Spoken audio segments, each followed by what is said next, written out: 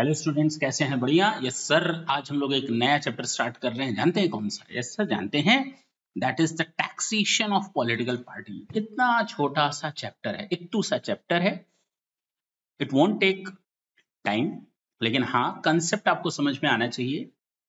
आप लोगों ने पॉलिटिकल पार्टी खूब देखा होगा, न्यूज चैनल वगैरह पे देखते ही होंगे दिन भर में, या इन्वॉल्व होंगे कहीं ना कहीं किसी न किसी तरीके से। लेकिन क्या आपने कभी ये सोचा कि इन पॉलिटिकल पार्टीज के टैक्सेशन का सिस्टम है क्या?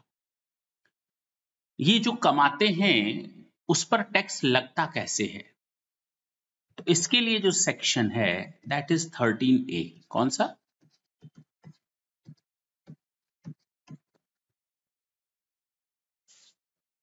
अच्छा, टैक्सेशन के लिए ये सेक्शन मैंने कोट क्यों किया?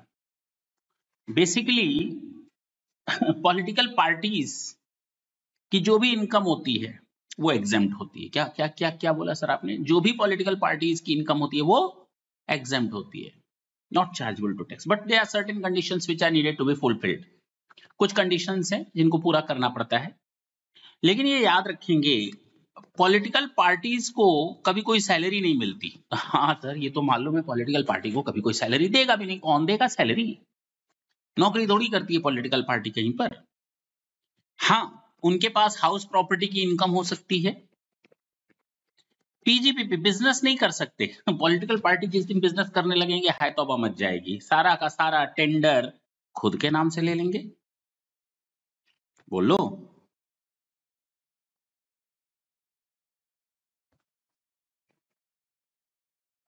तो ये लोग बिजनेस नहीं कर सकते। कैपिटल गेन, हाँ। अदर सोर्सेस, हाँ, इंटरेस्ट वगैरह की इनकम आती है बैंक वगैरह से।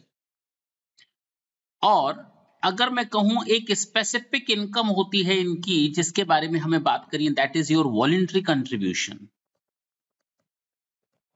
हमें बेसिकली इन इनकम्स के बारे में बात करनी है। एक तो फर्स्ट आपका house property, capital gain, other sources, voluntary contribution. ये चारों की चारों इनकम इधर देखें एग्जेम्प्ट होती है, चारों की चारों। चाहे आप हाउस प्रॉपर्टी बोलें, other sources, capital gain and voluntary contribution, चारों इनकम एग्जेम्प्ट होती हैं। Any income which is chargeable to a tax under the head house property, other sources or voluntary contribution received by a political party shall not be included in the total income of the political party।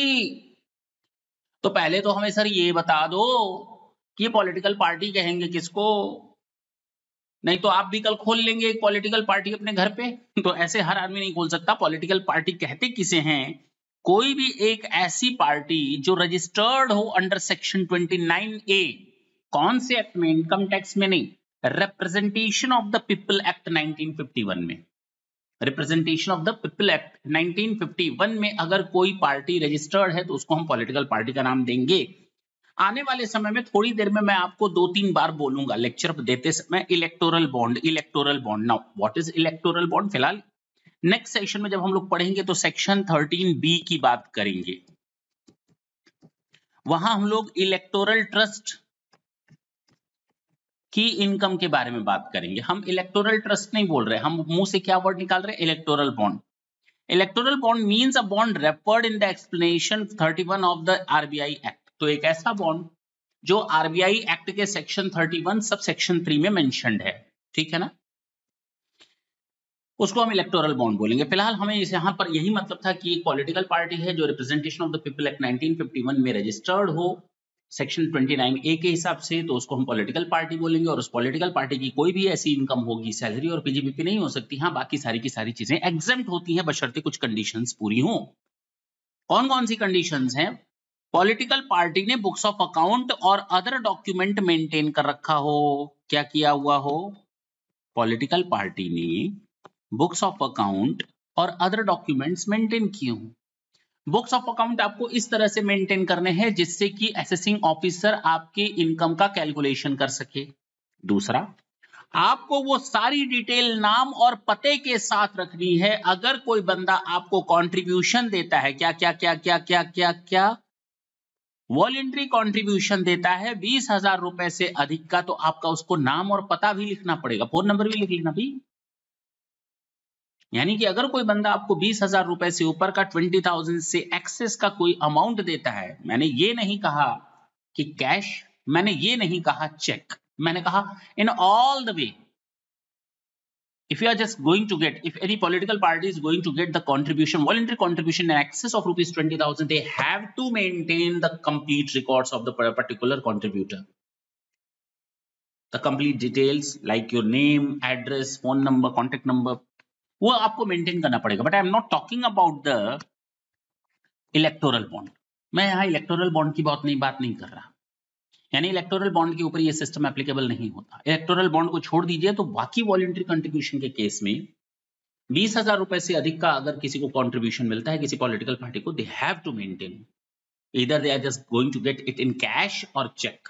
मैंने फिर cash word बोला तो आप confuse नहीं होंगे, क्योंकि cash के लिए एक वर्ड यूज किया गया है कि आप कभी भी 2,000 रुपए से ऊपर का कंट्रीब्यूशन या डोनेशन कैश में नहीं ले सकते. You have to get it in the form of account pay, cheque, bank draft और यूज ऑफ ईसीएस. ईसीएस का मतलब इलेक्ट्रॉनिक क्रेडिट सिस्टम, ठीक है ना.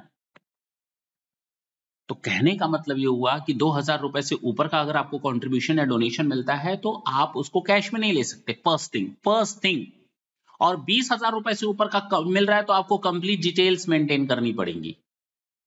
तो फर्क इस चीज का है कि 2,000 रुपए से ऊपर का तो हमको चेक वगैरह मिल सकता है, ऑनलाइन ट्रांसफर कोई करवा सकते हैं, कोई दिक्कत नहीं है, but it is of no use to maintain the complete details of the particular contributor. Not at all, it is of no use. और नॉर्मली तो बनाना ही चाहिए.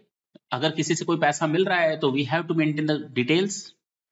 हाँ, मैंने पहली चीज बताई कि बुक्स ऑफ अकाउंट मेंटेन होने चाहिए. 20,000 रुपए से अधिक का कंट्रीब्यूशन है, वॉलंटरी कंट्रीब्यूशन, इलेक्टोरल बॉन्ड को छोड़ करके, तो हमें उनका कंप्लीट डिटेल्स रखना पड़ेगा. 2,000 रुपए से ऊपर का कोई भी डोनेशन या कंट्रीब्यूशन मिलता है तो हम वो कैश में नहीं ले सकते.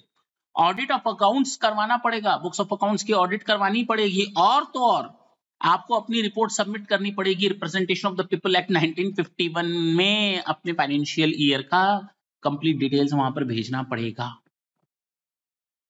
टैक्स डिपार्टमेंट को तो आप रिटर्न ऑफ इनकम फाइल करेंगे ही करेंगे, साथ में जहां पर आप रजिस्टर्ड है ना, तो वहां पर अपने फाइनेंशियल ईयर का complete details, books of account आप वहां पर, फाइनेंशियल स्टेटमेंट आपको वहां पर देना पड़ेगा, रिपोर्ट देनी पड़ेगी, कितना पैसा आया कितना पैसा गया. I am not talking about the financial statement but the report which I needed to submit. Clear.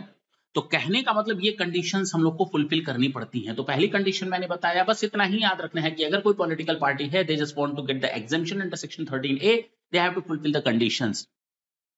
First condition कि बुक्स ऑफ अकाउंट मेंटेन करनी पड़ेगी ताकि एओ उसकी इनकम को डिड्यूस कर सके. First thing. सेकंड थिंग, 20,000 से अधिक का अगर कोई वॉलंटरी कंट्रीब्यूशन है तो they have to maintain the complete details of the contributor. If they are just going to get the donation of the contribution in excess of rupees 2,000, they have to get it in the form of the cash, not in the form of the cash, other than in cash. And representation of the people like 1951 के provisions के हिसाब से उनको अपनी report submit करनी पड़ती है और साथ ही साथ अपनी रिटर्न ऑफ इनकम को फाइल करना पड़ता है. If they fulfilled all these things, they can get the exemption. They can get the exemption under section 13A. तो ये बाकी चीजें मैंने दोबारा यहाँ पर डिटेल में लिखी हुई है. It is of no use to repeat it again and again. ठीक है ना. बस अगर इतना याद है तो आपका ये चैप्टर डन हो गया, खत्म. क्वेश्चन नंबर 1 है आपका, explain the contest of the provision of the act whether the income derived during the year in following cases shall be subject to tax. हाँ, क्वेश्चन क्या है? A political party duly registered under section 29A received rent of rupees 1,25,000 let out to a bank. भैया मैंने अभी आपको बोला कि कोई भी इनकम होगी, if they fulfill all the conditions, then these income shall not be charged to tax according to section 13A. Now, by having the assumption that yes, this political party comply all the conditions, fulfills all the conditions, तो मैं ये मानकर चलता हूं कि इस political party ने सारी की सारी कंडीशंस पूरी की हैं, तो इसको जो भी रेंट मिल रहा होगा इनकम फ्रॉम हाउस प्रॉपर्टी में आएगा, लेकिन वो टैक्सेबल नहीं होगा, एग्जेम्प्ट होगा अंडर सेक्शन 13A. ठीक है ना. Question number 2, books of account maintain by national political party registered with the election commission disclose the following receipt. ठीक है. Rent of property let out to a departmental store in Chennai. भैया ये exempt है. पहला, interest on deposit other than bank, other sources exempt है. फिलहाल normally मैं मान लेता हूं कंडीशन पूरी हो रही है. 21,000 का कंट्रीब्यूशन है हर एक बंदे से 100 लोगों से, 21 लाख रुपए मिले जिन्होंने अपना नाम नहीं दिया, सीक्रेट कर रखा है, तो टैक्सेबल हो जाएगा। जहां पर इसने कोई कंडीशन फुलफिल नहीं की, अब आपके सामने दो ऑप्शन आएंगे कि इनको 13A का बेनिफिट मिलेगा ही नहीं, और जब आपको 13A का बेनिफिट नहीं मिलेगा तो these exempted income shall can be charge to tax, shall be charge to tax. आप कह सकते हैं सर अब ये एग्जम्पशन नहीं मिलेगा, लेकिन हम ये मानकर चलते हैं कि टैक्स का ऐसा इंटेंशन नहीं है, ठीक है, वो आपको एग्जम्पशन दे रहा है तो आप ले लो। तो आपके पास एक ऑप्शन ये है कि आप कहो कि सर इस पर एग्जम्पशन नहीं मिल रहा, now the exemption has been withdrawn not only on a particular income और specific income, it shall not be applicable in all the incomes. तो अगर एक इनकम टैक्सेबल हो जा रही है तो बाकी इनकम्स पर भी टैक्स लगा दो। तो अगर आप कहते हैं सर टैक्सेबल कर दो, कर दो सर, आप दोनों बातें कह रहे हैं, मैं नहीं, आपका स्टडी मैट भी यही कह रहा है, जो आईसीआई का स्टडी मैट है उसने भी यही किया, उसने भी तो आपको दोनों अल्टरनेटिव करके बताया कि भैया आप ये भी कर सकते हो, आप ये भी कर सकते हो। फिलहाल मैंने इसको एग्जेम्प्ट कर दिया कि चलो ठीक है, केवल उसी चीज पर एप्लीकेबल होगा जहां पर ये कंडीशन पूरी नहीं करता, बाकी इनकम्स पर ये एग्जेम्प्ट होगा। Contribution from 10% by way of electoral bond of ₹25,000 each exempt है, इलेक्टोरल बॉन्ड पर कोई दिक्कत नहीं है। कैश कंट्रीब्यूशन 2100 है recorded in the books of account. Cash contribution भैया फिर से एक कंडीशन को वायलेशन किया, 2000 रुपए से ऊपर का आप कैश में नहीं ले सकते, तो ये टैक्सेबल हो जाएगा। Cafeteria run in the premises of Delhi 3 lakhs।